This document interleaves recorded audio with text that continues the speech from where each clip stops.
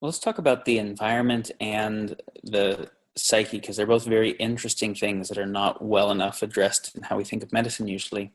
So, on the environment side, if we have agricultural processes where that deplete topsoil and deplete trace minerals in topsoil, so no matter what people are eating, even if they're eating well, they are getting decreased trace mineral density from an evolutionary environment factoring the trace minerals in the soil, factoring the microbiome in the soil, factoring the hybridized seeds, so many things.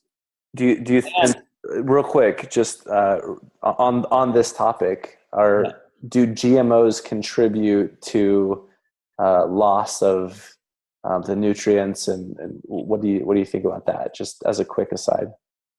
I wouldn't address it as a whole category. I would say we could get into each one, but yes, that is a real potential. But it's not just GMOs. Even hybridizing crops Right. affects.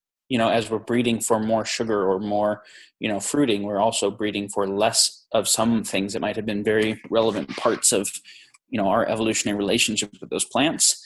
But as you look at having something like mineral and microbiome deficiency ubiquitously in mass, or then you look at environmental toxicity, everything from the environment of inside my house where my paint and my flooring all have high VOC output, volatile organic compound output, where most of those VOCs are either carcinogens or neurotoxins or endocrine disruptors.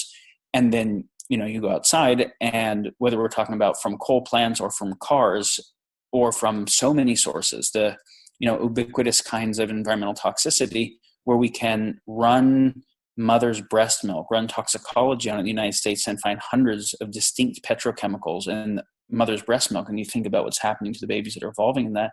Right. And that's not just people who live in the center of industrial zones, that's everybody. And so when you think about a world where the way we've done infrastructure has deficiency and toxicity, and because of things like MRSA and pesticide resistant and fungicide resistant bugs, weird mutated pathogens in mass, this becomes a deep question, can you have optimized people in a highly damaged biosphere? Wow. And the Yeah. answer is no, right? So the future of medicine has to be the future of everything too. Oh, it's good.